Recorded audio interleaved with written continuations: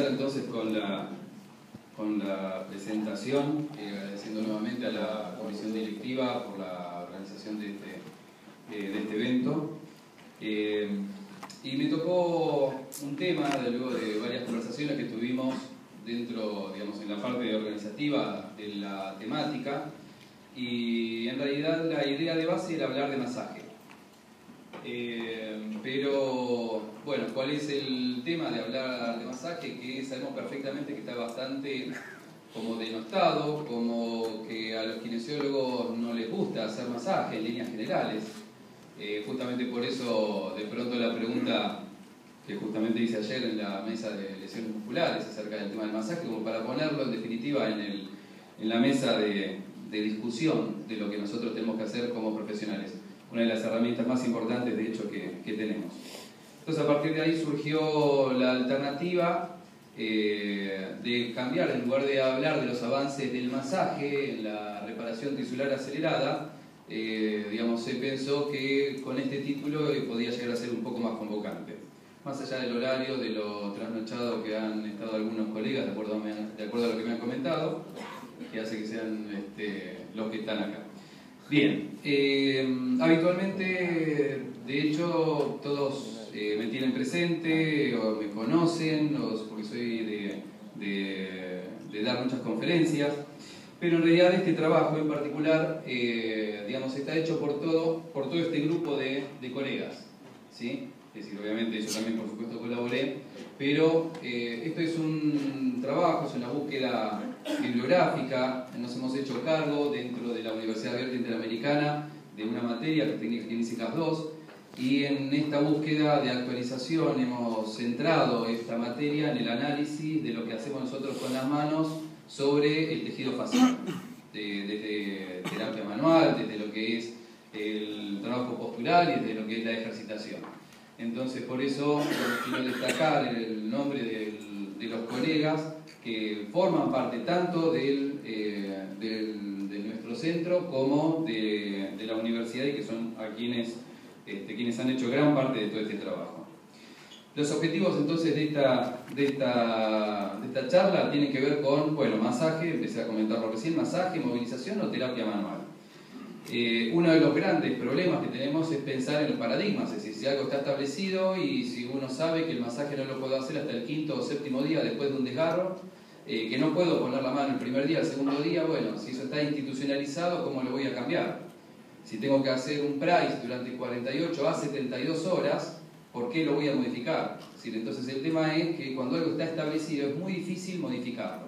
Entonces a partir de ahí, bueno, veremos si es que algo uno puede hacer al respecto. Y a partir de ahí, bueno, analizar los fundamentos de la lesión, de la cicatrización, del efecto piezoeléctrico y la relación de la terapia manual con las fascias y el sistema nervioso autónomo.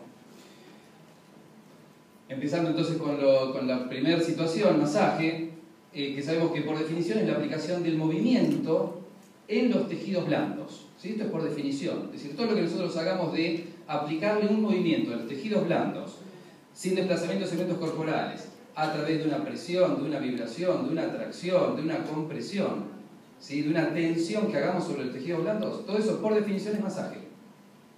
Y por supuesto que la movilización, por definición es el desplazamiento de los segmentos corporales. Entonces, a partir de acá, si nosotros unimos lo que es masaje con movilización, es lo que hoy en día, obviamente, da mucho más, digamos, es distinto decir masaje y movilización que decir terapia manual, conceptualmente, ¿sí? Aunque es exactamente lo mismo. Y entonces, ¿esto qué tiene que ver? Con el marketing. Digamos, por el marketing no hablamos de masaje ni de movilización y hablamos de terapia manual. Pues bueno, bienvenido, hablemos de terapia manual entonces. Pero utilicemos justamente una de las herramientas más importantes que tenemos los kinesiólogos. En líneas generales, en muchos de los últimos eventos, en muchos de los últimos congresos, se sigue hablando de todo lo que son las distintas alternativas de agentes físicos y mucho más todavía de lo que es el ejercicio, que el ejercicio funcional, todo eso que obviamente, a Dios gracias, se ha desarrollado y nos permite, como decía ayer Gabriel Viñas, el hecho de pensar en salir del consultorio y trabajar en el gimnasio y trabajar en el campo de juego. Pero el tema es que, para que no nos llamen masajistas, no hacemos masaje. Bueno, hagamos terapia manual, entonces. Pero veamos, digamos, qué es lo que ha pasado a lo largo del tiempo. Ya James Ciliax había dicho que, digamos, dentro de las 3 estrategias de tratamiento que había dentro de la ortopedia, una era la cirugía, la otra era todo lo vinculado a la farmacología, la parte de las infiltraciones, y la tercera era el masaje. Pero las 2 primeras las hacían los médicos, y eso evolucionó. La tercera no evolucionó porque no la hacían los médicos. Bueno, hoy, a Dios gracias, con toda la cantidad, con la evolución en la imagenología, fundamentalmente, en estos últimos 20 años o 30 años, se ha profundizado el estudio sobre los tejidos. Y a partir de ahí, hoy tenemos la posibilidad de encontrar respuestas, ver respuestas a lo que nosotros podemos hacer desde la terapia manual. Ayer, en la parte de lesiones musculares, ya se habló que ya en el dolor muscular tardío, hay un daño celular. Ya en esa situación tenemos daño celular. Ese daño celular se puede sintetizar en que hay una alteración estructural de la célula muscular, a partir de la cual hay un flujo de enzimas y proteínas al espacio extracelular, es decir, a la matriz extracelular, a la MEC, como hidroxiprolina, el ion calcio, la creatinquinasa, mioglobina, y esto lo que produce fundamentalmente es un proceso inflamatorio. Y siempre que tenemos inflamación, como consecuencia hay edema. ¿Por qué hay edema? Para normalizar el pH del intersticio. Entonces, el proceso inflamatorio de alguna manera es natural, fisiológico, ya que siempre cualquier proceso cicatrizacional, la primera fase es una fase inflamatoria y después viene la fase de reparación fibroblástica. Por lo tanto, no le tenemos que tener miedo a lo que es el concepto de inflamación del tejido, inflamación a nivel de las células. Sí, el problema nos lo va a traer el edema. Y ahora vamos a ir viendo algunos conceptos. Dentro de lo que está muy estudiado también, como estos trabajos de 2001, de Proske, Morgan y muchos otros, hablan que justamente el ejercicio excéntrico, ¿sí?, afecta solamente al citoesqueleto de la fibra muscular, es decir, a la famosa desmina. La desmina, que es una proteína que une banda Z con banda Z de distintas células musculares. ¿Y cómo se altera la desmina? Gracias al calcio que va hacia el espacio extracelular. Es decir, ya en ese momento es lo que nos genera esa alteración. Y cuando hablamos de espacio extracelular, cuando hablamos de citoesqueleto, en realidad, ¿de qué estamos hablando? Estamos hablando de la miofascia. Es decir, hoy ya lo podemos considerar como con otro nombre, es decir, todo lo que nosotros conocemos como endomicio, perimicio, ¿sí? ¿Todo esto qué es? Esto es fascia, que está indisolublemente unida de punta a punta de nuestro cuerpo. Es como la piel, no tiene principio ni fin. Hay una continuidad de la cabeza a los pies, desde la piel hasta el hueso. Es decir, cuando hablamos de periósteo estamos hablando de fascia. Entonces este es un poco el concepto. Que todo lo que nosotros hagamos cuando ponemos la mano sobre la piel, estamos generando fuerzas que van desde la piel hasta el hueso. ¿A través de qué? ¿Quién transmite todas esas fuerzas? Las fascias. Por eso cuando hablamos del citoesqueleto, cuando hablamos de la desmina, estamos hablando de las uniones que hay entre estas láminas faciales. Entonces es uno de los conceptos fundamentales que tenemos que incluir en nuestra dinámica habitual. Y uno de los trabajos que eventualmente más han fundamentado el por qué no hacer nada es este trabajo del Dr. Järvinen, ¿sí?, publicado en el libro del Dr. Matas, entre otros, ¿sí?, publicado en el 2005, que habla de lo que es la cronodinámica de la lesión muscular. Y entonces, a partir de toda esta histoestructura que se va generando, esta histofisiología, plantea en síntesis que hasta el 5.º día o hasta el 7.º día prácticamente no hay que hacer nada. Y de hecho es una normativa en líneas generales que al tejido muscular hay que dejarlo hasta el 5.º o 7.º día. Ahora, el tema es, ¿esto es verdaderamente así? Es decir, yo tengo que pensar que todo es absolutamente cierto. Yo personalmente creo que no, que todo evoluciona. Es decir, ni siquiera les pido que crean todo lo que yo les voy a decir ahora.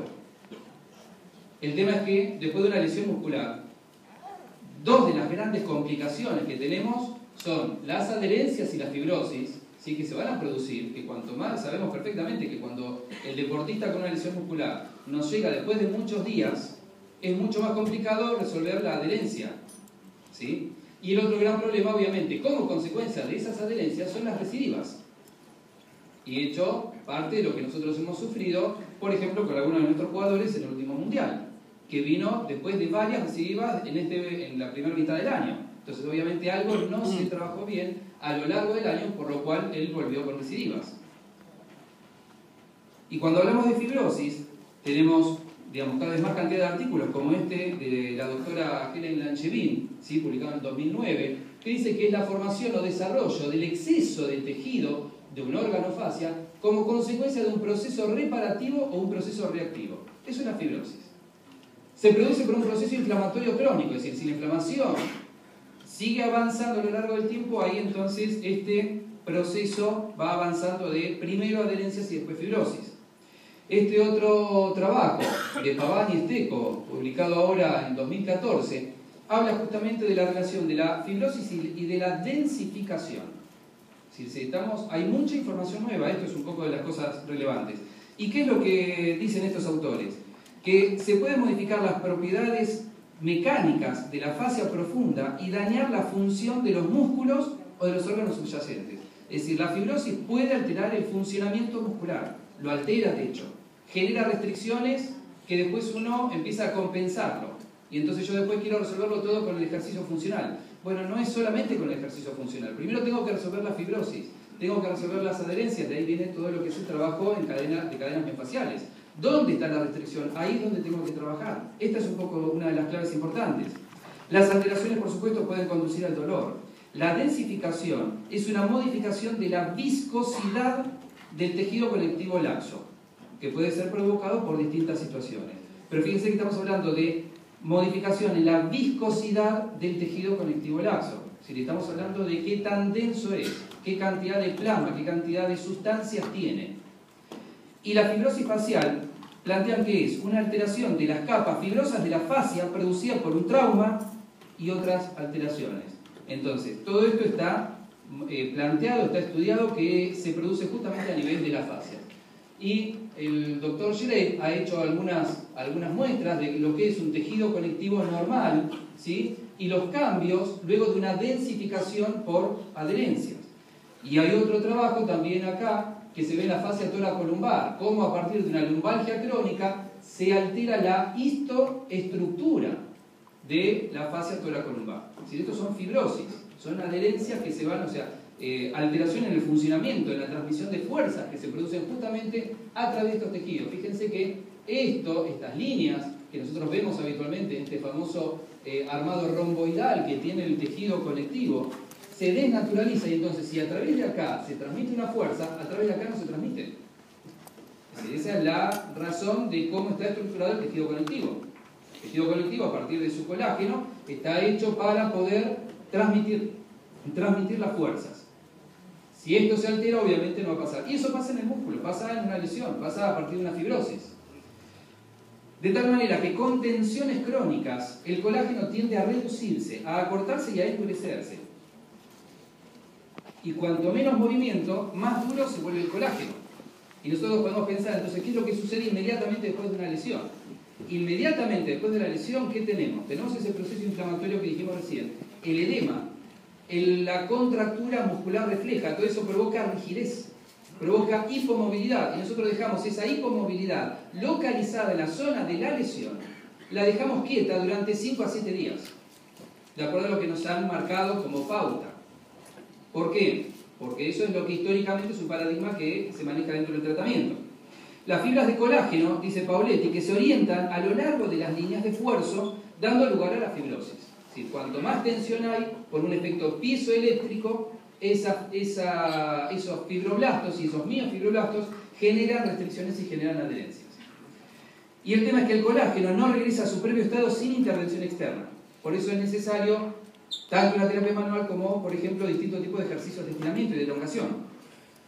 A partir de acá nosotros nos planteamos distintos objetivos terapéuticos, ¿sí? En todo lo que es la primera fase, inflamatoria y de reparación fibroblástica. Y entonces, ¿qué planificamos? Drenar el hematoma, aumentar la circulación sanguínea y linfática, clave en esto. Aumentar la circulación sanguínea y la circulación linfática. Es decir, como mínimo el primer día de la lesión, no al segundo, al tercero, al quinto. El primer día de la lesión, como mínimo, si no lo hacemos nosotros, podemos trabajar con alguien que esté especializado en drenaje linfático.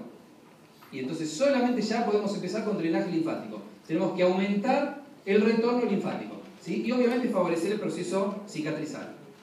A partir de acá, nosotros hace mucho tiempo hemos empezado a trabajar con una combinación que está basada en una terapia manual, ¿sí? Que es una sumatoria de masaje y movilización, que es el método POL, láser de alta potencia, taping neurofacial.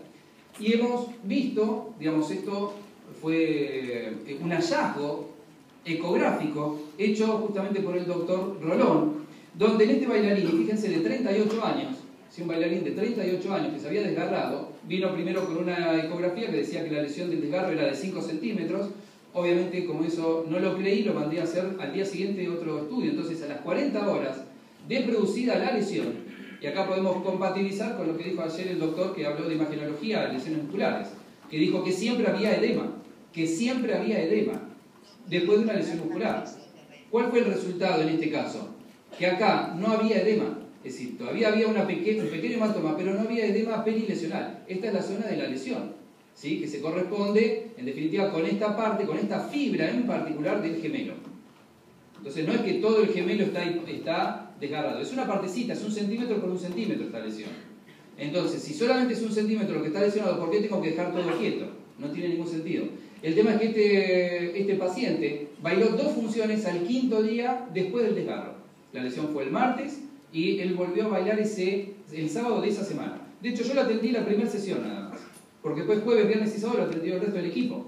Esos días yo estaba justamente en el congreso que había organizado Gabriel Sarfati en Mendoza. Fue justamente en ese evento, ¿sí? Y lo importante es que después se hizo una nueva ecografía y no hubo recidiva. Es decir, no se agravó la lesión. Y él no tuvo síntomas y pudo bailar. Obviamente no es lo mismo un bailarín que un deportista. Son conceptos diferentes. Pero el tema es que pudo hacer su actividad, o sea, vino con muletas por el dolor, y pudo bailar al 5.º día post desgarro, cuando nosotros decimos que hasta el 5.º día no le tenemos que hacer nada. Eso es un poco el concepto. Entonces, a partir de acá nos tenemos que meter en lo que es la célula muscular lisa, el miofibroblasto. ¿Sí? Esta célula nueva que antes nosotros pensamos que el tejido conectivo era un tejido inerte. No, tiene miofibroblastos que obviamente tienen contractilidad propia. Es decir, esto que está publicado ya en 1996.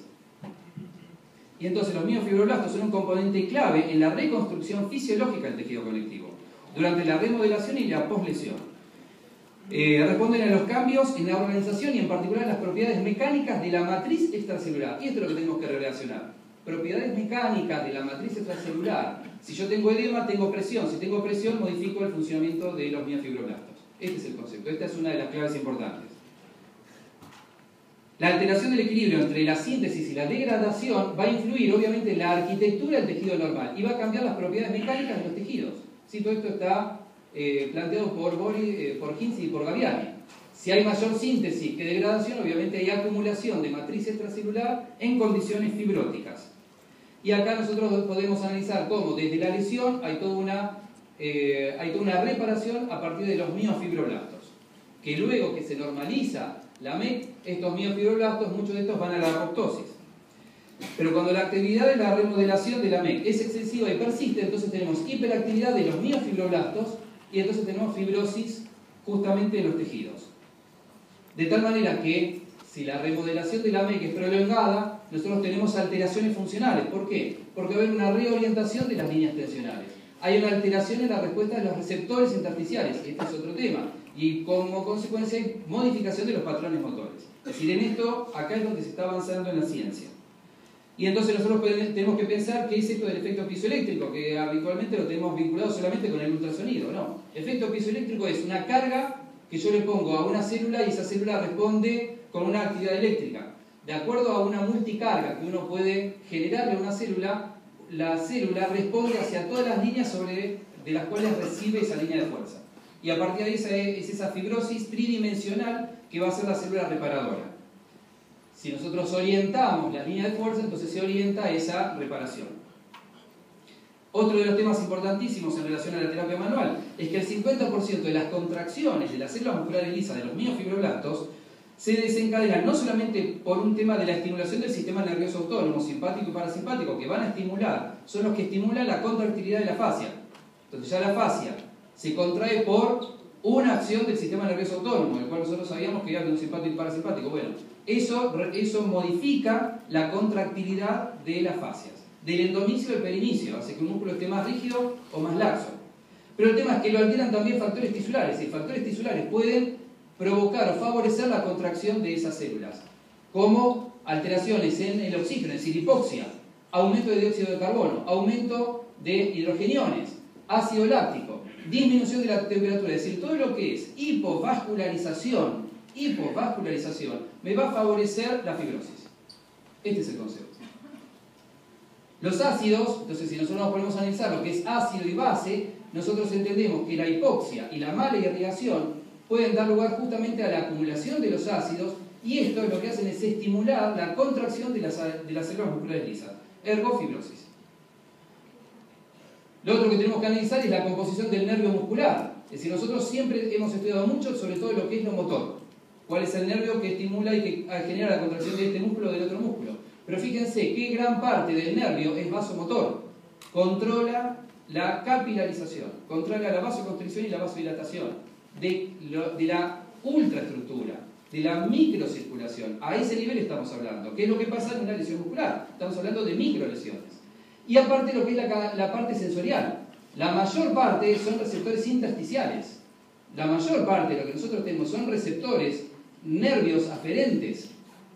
¿Sí? Solamente acá tenemos un pequeño porcentaje que son los tipo 1 y 2. Ruffini, Pacini, Golgi son estos. Estos son los intersticiales. Son los que se llaman inespecíficos. ¿Por qué inespecíficos? Porque no se sabe exactamente qué los estimula y cuál es la respuesta. Por eso son inespecíficos. Esa es una de las líneas de investigación que hay hoy en día. De tal manera que la fascia está densamente inervada justamente por estos mecanorreceptores que son sensibles a la manipulación miofacial. Están íntimamente conectados con el sistema nervioso central, pero especialmente con el sistema nervioso autónomo. Es decir, acá es donde tenemos que abrirnos a lo que el cuerpo, en definitiva, es. El cuerpo es un sistema nervioso. El cuerpo es un sistema nervioso. Y lo tenemos que estudiar en toda su dimensión. Y resulta que el sistema nervioso autónomo lo que hace es controlar justamente el funcionamiento general del cuerpo. La estimulación de estos receptores sensoriales disminuye el tono simpático, si relaja, disminuye el tono simpático, la estimulación de los receptores que estamos hablando, y obviamente va a cambiar la viscosidad del tejido. Los órganos de Ruffini son los más sensibles y son estimulados justamente por fuerzas tangentes y transversales, y estos son los que disminuyen la actividad del sistema nervioso simpático. Y los receptores intersticiales, como recién les decía, son el 80% de los receptores faciales. El 80%. De los cuales el 90% no tienen mielina. Entonces mandan información muy lenta. Y son los que en definitiva terminan regulando el funcionamiento del cuerpo. Y de acá algo importante es que generan una respuesta autónoma. Es decir, manejan el flujo de la sangre de acuerdo a las demandas locales. Ahí es donde nosotros estamos estimulando, podemos estimular con el masaje. Esto se vincula directamente con el hipotálamo, que aumenta el tono vagal. Y si decimos que aumenta el tono vagal, estamos diciendo que disminuye el tono muscular. Estamos diciendo que se modifica la dinámica local de los líquidos. Estamos diciendo que hay una extrusión del plasma de los vasos sanguíneos hacia la matriz extracelular. ¿Sí? Esto modifica justamente la circulación de los anticuerpos y fundamentalmente aumenta los metabolitos desde y hacia el tejido en el proceso de curación. Es decir, si nosotros manejamos este concepto de estar estimulando el vago, de estar estimulando el hipotálamo, estamos favoreciendo el proceso de curación. ¿Y eso desde cuándo vamos a hacerlo? ¿Vamos a esperar al 5.º día? Nos perdimos 5 días de recuperación del tejido. Y acá es donde tenemos lo que nosotros todos estudiamos, pero lo que nos falta es cómo trabaja esto sobre las células musculares lisas de la fascia. Y para complicarlo un poquitito más, tenemos el límbico.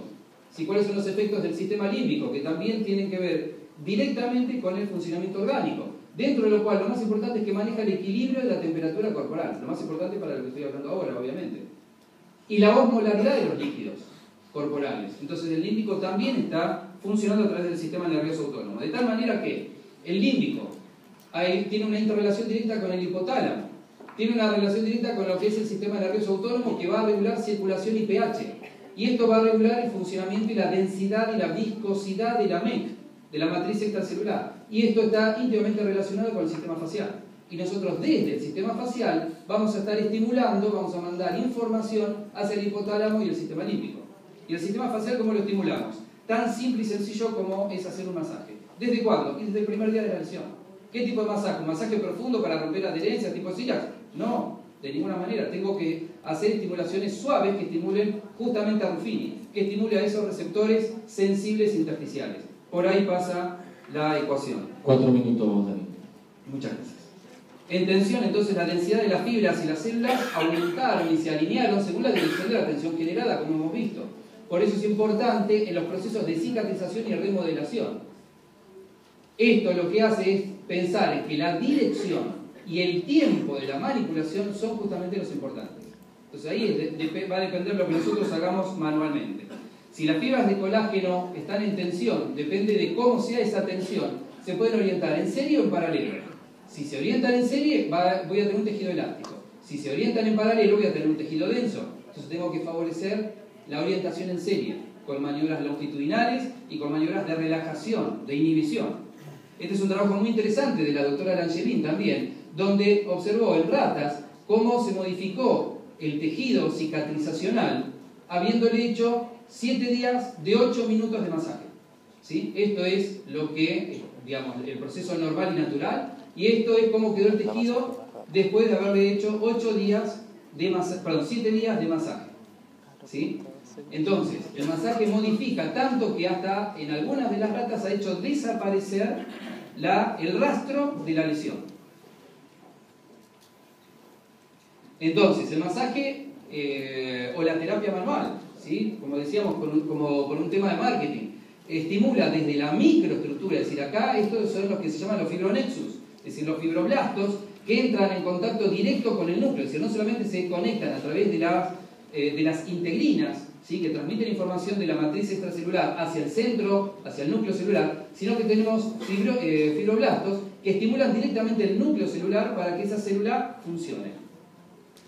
De tal manera que si nosotros actuamos sobre la matriz extracelular que detecta estos cambios eléctricos, mecánicos y químicos, por un lado, a través de los receptores intersticiales estamos estimulando el sistema nervioso autónomo y centros superiores. Y por otro lado, a través de las integrinas, estimulamos el citoesqueleto, el núcleo, lo cual estimula la actividad genética de esa célula. Y esto no se aplica solamente para el masaje, porque si no, obviamente la charla es sobre masaje o de terapia manual, sino que esto también es con el concepto de la movilización activa temprana. Yo aprendí justamente del licenciado Carlos Leoni, del Club El Sarfield, que él a las 24 horas ya ponía a los futbolistas con lesión muscular, ya los ponía a hacer ejercicios de estiramiento y los hacía hacer trabajo regenerativo, ya a las 24 horas de la lesión. Entonces a partir de ahí eso me estimuló a mí a seguir avanzando en esta línea de trabajo. Lo cual en definitiva yo puedo plantearlo inmediatamente con ejercicios de estiramiento, con ejercicios de elongación, donde voy a trabajar primero fibras sanas, después fibras lesionadas. También voy a ver si hago un trabajo sobre la parte proximal o la parte distal del músculo, ¿sí? Con distintos tipos de ejercicios, y luego también con ejercicios de estimulación, donde ya genero la contracción muscular, ¿sí? Ahí en el isquiotibial de la pierna izquierda. Conclusiones. Evidentemente es muy relevante el conocimiento de la histofisiología y de la integración de la fascia, de los miofibroblastos, de la matriz extracelular, de los factores tisulares, de la circulación, del pH, de los mecanorreceptores faciales, del hipotálamo, del límbico y del sistema nervioso autónomo. Es decir, ahí es donde yo tengo que pensar en qué es lo que hago cuando pongo la mano encima de un paciente. Y es imprescindible, obviamente, el manejo de las ciencias básicas de la lesión tisular y de los efectos fisiológicos de la aplicación del masaje o de la terapia manual, como se guste, para evitar cicatrices multidireccionales y pensar eventualmente si podemos estar ante la presencia de un cambio de paradigmas. Como decía el doctor Facundo Manes, como dice el doctor Facundo Manes, que habla de la neuropsicología, ¿sí? Y hoy de hecho lo que se está estudiando es la neuropsicoinmunobiología, lo cual complica mucho más el entendimiento de lo que pasa en el cuerpo humano. Neuropsicoemociones, ¿sí? ¿Qué es lo que dice el doctor Facundo Manes? Que la mayoría de las decisiones son facilitadas por las emociones. Y nosotros aprendemos solamente aquello que nos motiva. Esto obviamente a mí me ha motivado siempre, soy docente en técnicas kinésicas desde hace muchos años, y esto me motivó mucho. Espero haberlos motivado un poco para pensar en estos cambios de paradigma sobre el concepto del masaje. Muchas gracias.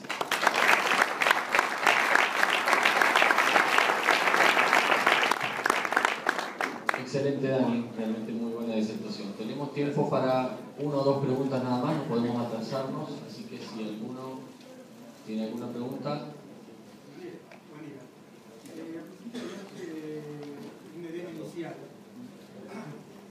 Al principio hablaste de un edema inicial, una lesión muscular.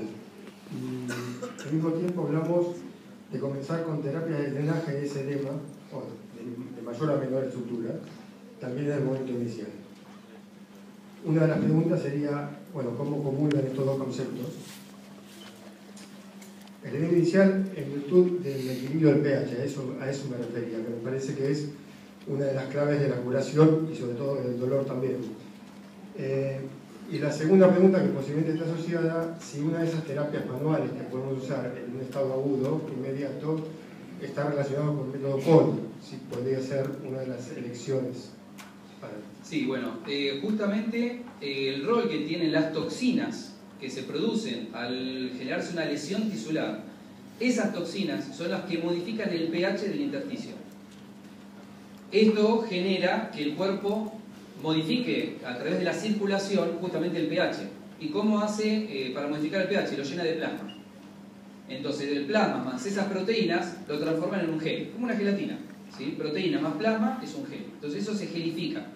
El tema de la gelificación justamente es que genera presión de adentro hacia afuera hacia los tejidos. Esa es la presión que va a modificar la acción de los fibroblastos y de los miofibroblastos.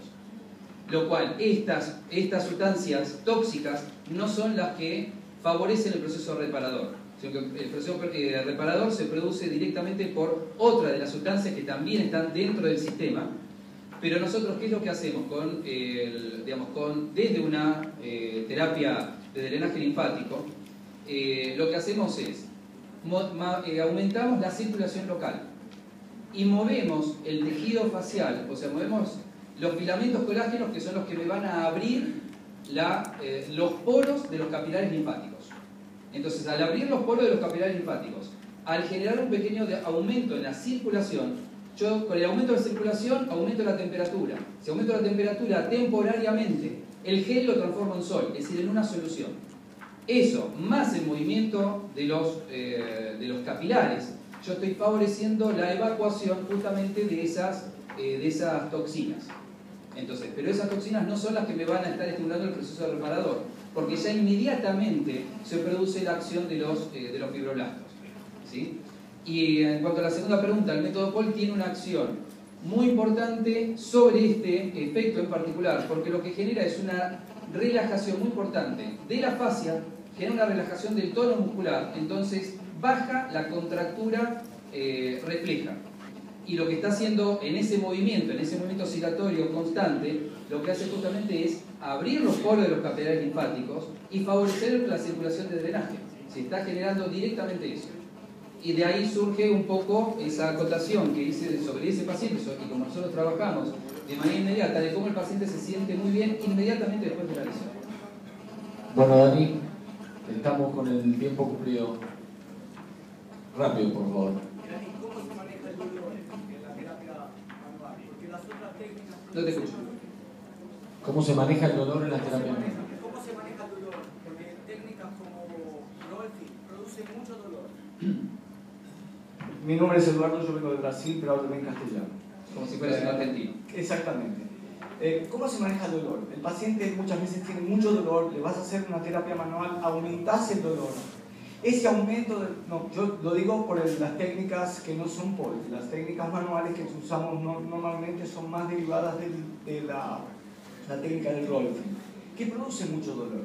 Ese dolor, muchas veces discuto yo con mis colegas. A mí no me gusta trabajar con dolor, y muchos colegas trabajan con dolor. Entonces, ¿cómo vos podés explicar que aquel que trabaja con dolor funciona y aquel que trabaja sin dolor también funciona? O sea, ¿cómo el dolor puede ser un elemento que puede ser positivo o negativo en el tratamiento de la terapia manual o masaje de tejido conjuntivo como lo aprendimos nosotros hace 20 años atrás? A ver, yo prefiero en lo que es lo inmediato es trabajar sin dolor, porque ya el paciente viene dolorido.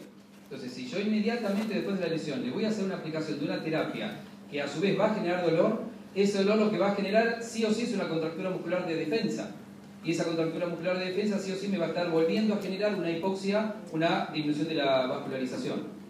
Ahora, el dolor en sí mismo, en definitiva, puede ser producido simplemente por la presión de los nociceptores. Sabemos que tenemos más de 40 nociceptores por centímetro cuadrado de fascia. Por lo tanto, siempre que nosotros presionemos va a haber dolor. Estimular y generar más dolor, en definitiva, no es lo relevante, digamos, ante la alternativa de qué tipo de masaje o de terapia manual uno quiere utilizar. El tema es si la presión esa es muy profunda y podés eventualmente disolver el proceso cicatrizacional. O sea, si ese masaje es muy profundo y disuelve lo que se está uniendo, entonces ahí sería lo contraproducente. No el dolor en sí mismo, si esa acción profunda. Yo igualmente prefiero, como dije recién, trabajar con terapia sin dolor. Que puede ser inclusive hasta el hecho, por eso mencioné el drenaje linfático, que no hago, yo no soy especialista en drenaje linfático, pero por eso lo menciono como una de las estrategias. Y podría ser simplemente el hecho de trabajar con el famoso esflerage, con el famoso roce suave sobre la zona, que sí va a estar generando una estimulación del sistema nervioso autónomo, va a generar esa vasodilatación y va a generar la desintoxicación de la zona. O sea, ya solamente con eso es suficiente. Dani, Gracias. estamos con tiempo. Muchísimas gracias por la disertación y vamos a dar paso a la próxima.